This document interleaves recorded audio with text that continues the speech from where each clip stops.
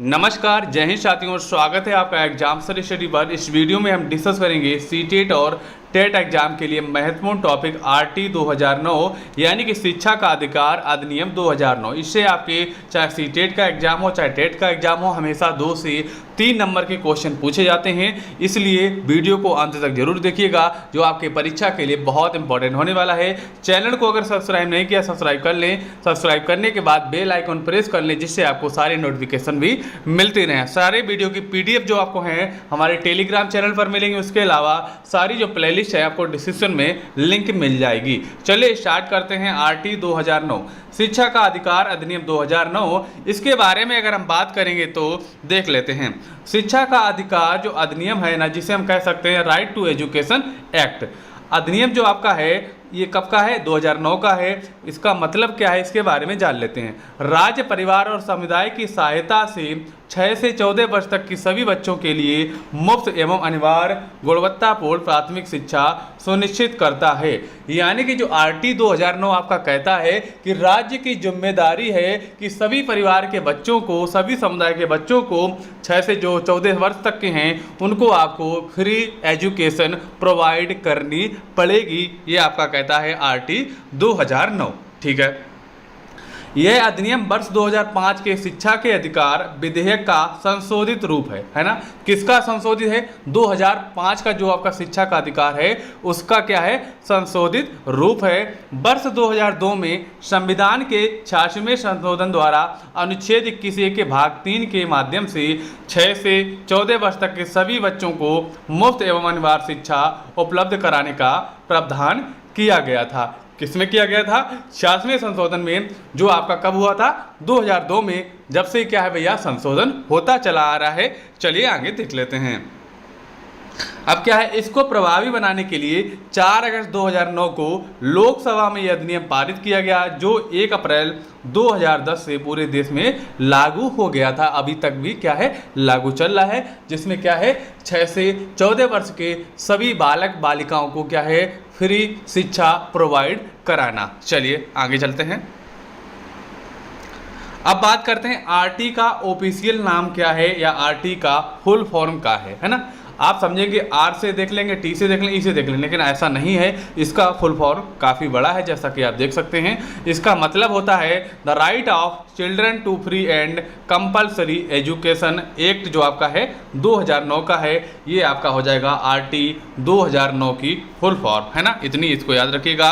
The right of children to free and compulsory education act आपका है 2009 का, जिसे हम कह सकते हैं हिंदी में निःशुल्क और अनिवार्य बाल शिक्षा अधिकार अधिनियम 2009। चलेंगे नेक्स्ट हमारा है कि आरटी 2009 के अनुसार प्राथमिक कक्षाओं में छात्र एवं शिक्षक का अनुपात कितना है? कितना अनुपात है कि एक अध्यापक पे आपको कितने, एक अध्यापक पे यानी कि 30 बच्चे होने चाहिए। लेकिन अगर सही तरीके से देखा जाए वर्तमान में ऐसी स्थिति नहीं है, क्योंकि टीचर के वैकेंसी बहुत ज़्यादा खाली हैं। ये अनुपात ज़्यादा बन जाता है, यानी कि एक टीचर पे कहीं कहीं आपको 50 बच्चे मिलेंगे, कहीं कहीं 70 बच्चे, कहीं कहीं क्या पूरे स्कूल में एक ही टीचर, यानी कि कहीं कहीं पर आंकड़ा 100 तक का पहुँच जाता है। तो ये आंकड़ा जो इसमें लिखा है ना, वो अभी तक सही तरीके से लागू सरकार कर ही नहीं पाई है, क्योंकि शिक्षक के बहुत ज़्यादा पद खाली हैं। वही अगर हम बात करते हैं उच्च प्राथमिक यानी कि जूनियर के बारे में, इसमें आपका है कि एक शिक्षक पे आपके 35 बच्चे जो हैं होने चाहिए। चलेंगे नेक्स्ट पे।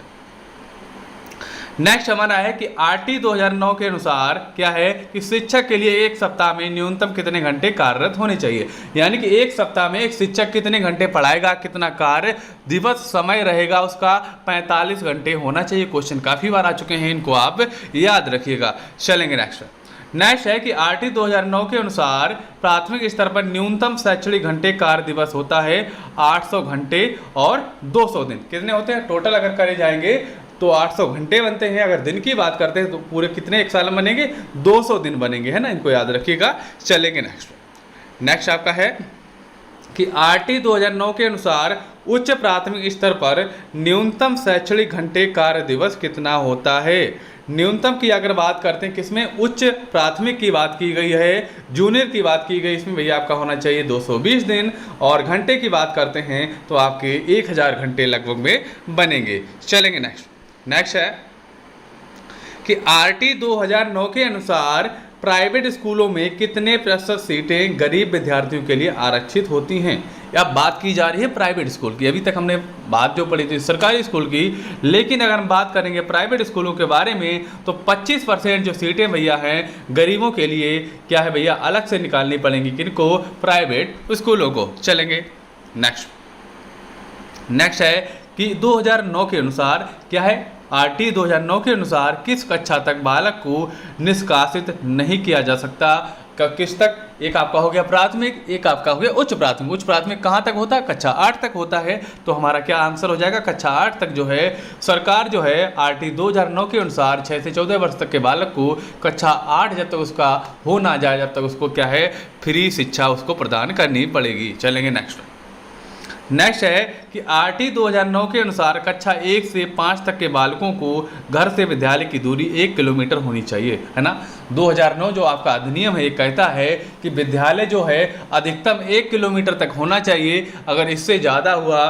तो स्कूल को आने जाने की व्यवस्था करनी पड़ेगी, नहीं तो सरकार को नया उस क्षेत्र में एक स्कूल प्राइमरी खोलना पड़ेगा। चलिए नेक्स्ट है कि आरटी 2009 के अनुसार एसएमसी जिसे हम कह सकते हैं स्कूल मैनेजमेंट कमेटी जो होता है उसका अध्यक्ष कौन होता है, अभिभावक होता है, यानी कि बच्चों के पेरेंट्स होते हैं। जो आपका बहुत सारे बच्चे पढ़ रहे हैं ना उसमें से किसी ना एक को क्या बनाया जाएगा भैया, कमेटी का अध्यक्ष बनाया जाता है ना, एक उपाध्यक्ष बनाया जाता है। ऐसे हमारी क्या कमेटी स्कूल की बनाई जाती है। चलेंगे नेक्स्ट है कि आरटी 2009 की किस धारा में बताया गया है कि बच्चों को शारीरिक दंड देना, प्रताड़ित करना मना है। ये धारा आपकी कौन सी है, धारा हो जाएगी 17, क्योंकि बच्चों को भैया कोई भी आप क्या है मानसिक या शारीरिक दंड नहीं दे सकते। बच्चों को आपको आसानी से पढ़ाना है, आपको शिक्षा जो है बाल केंद्रित देनी है, इसलिए बालकों को आप दंड नहीं दे सकते।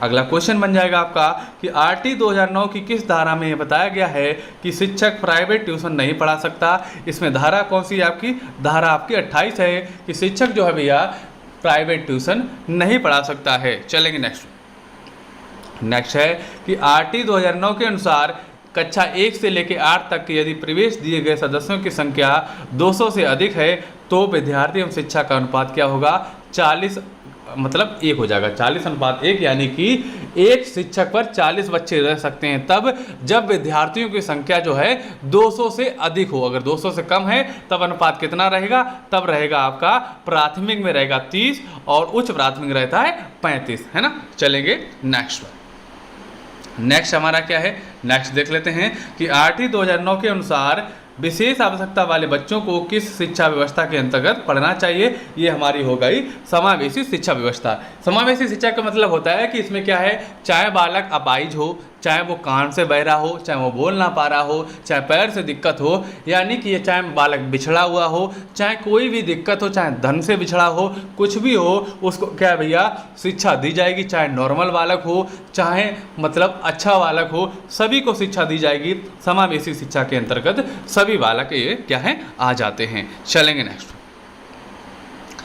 है कि भारत शिक्षा को मौलिक अधिकार घोषित करने वाला विश्व का कौन सा देश बन गया। तो भारत बना है भैया 135वां देश बन गया है। कौन सा, 135वां।